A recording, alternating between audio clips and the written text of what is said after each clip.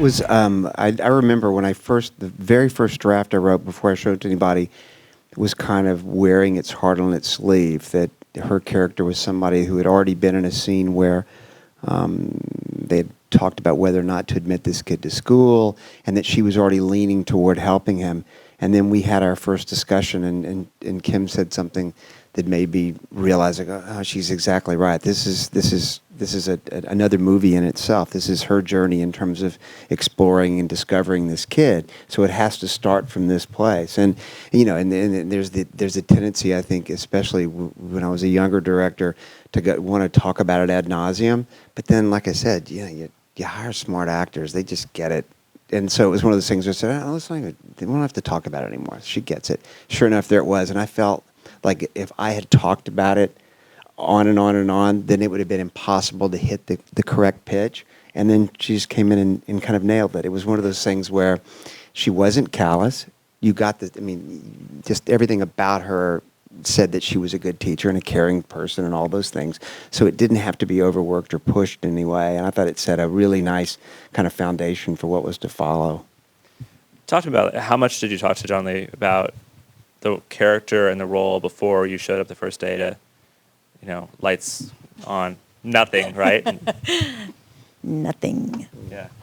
I kind of came in late in the process, Mm-hmm. like everybody was, I guess, and I just showed up on set. We didn't even talk on the phone. Well, I went on tape for it. You went on tape for it, but your first day was the graduation scene where you were essentially just smiling and clapping. I had a couple of seconds on screen, and then I was back on the plane. Yeah. And we met each other, and I said, thank you so much, and do you want to tell me anything? And you started to say some stuff, and he said, you're right there. You're fine.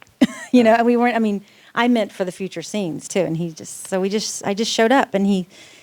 Well, also, it's like you have only to look at her work and go, she doesn't, know more about acting than I do. So it's like just you've hired the right person, you trust them and their instincts, and then you can move it one way or the other.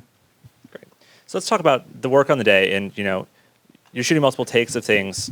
As an actor, what do you love to hear after cut, and what's... I want to hear this too. Yeah. What do I like to hear after cut?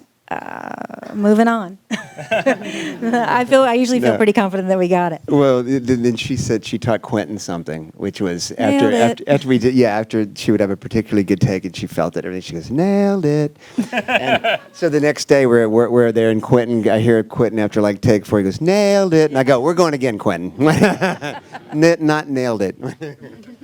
Jason, cut, then what should a director say to you? What do you love to hear?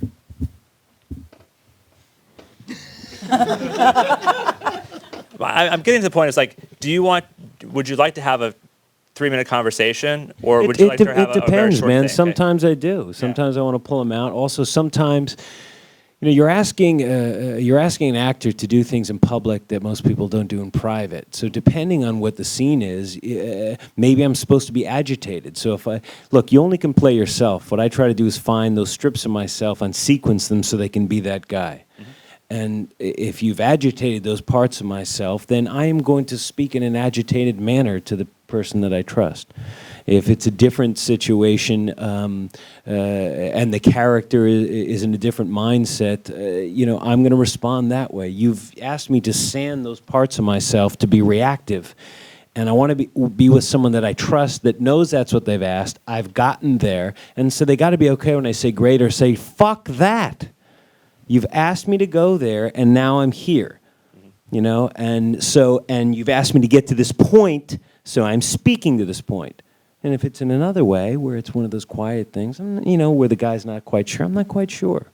So to me, the process constantly morphs and constantly changes. The key always has to be that you trust the person that is there. And I think that's why I work so infrequently. Well, but the thing that's refreshing about Jason is that he will accept an honest answer. I don't have all the answers, and I think when you first start off directing, you think, I've got to be the guy. I've got to be Sidney Pollack, who can, let's go take a 30-minute walk and let me explain all this. I'm not that guy. In fact, I'm more like, for me, it's become like a game of name that tune. Like, what is the one perfect word I can whisper in an actor's ear, or the one thing that puts him in this place or her in this place that changes the framework for them? That's kind of more precise directing for me. This isn't like the theater. Film is not like that. And the thing about Jason is that I figured out is that you can't bullshit him. And the answer might be yes, Jason, and I think it's fantastic, and I wouldn't change a thing about it. Or the answer might be, you're right, it's not good, and I don't know why. Right. It's what do we need? I don't know. We stopped one scene on a Friday, remember? Because we looked at each other and said, this isn't working, and I wish I could tell you, I wish I could bullshit you and tell you it is, but it's not. I have no idea why. You don't either, but fuck it. Let's figure it out. No, and we spent the weekend figuring it out.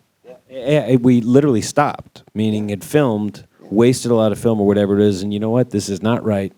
Go on to whatever you can salvage today, but this is not right. So fuck the call sheet and everything that has to be done. We got to do this another day. But you can only do that if that's a guy you have beers with. You know what? Especially when you don't have much time, like we didn't have. We met and we're shooting.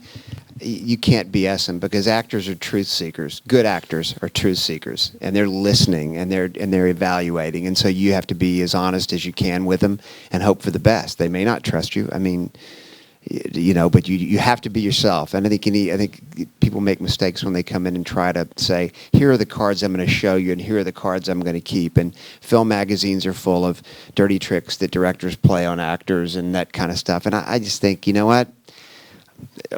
Okay, play that game if you want, but I always prefer to be I don't always give all the information necessarily, because too much information is not necessary sometimes, but I think you have to have that honest relationship with an actor. And also, don't be afraid to say, I don't know. There's great power, I think, in having a partner that says, I don't know, because you're going, well, that's a smart person. He's not pretending to know, because those are the idiots.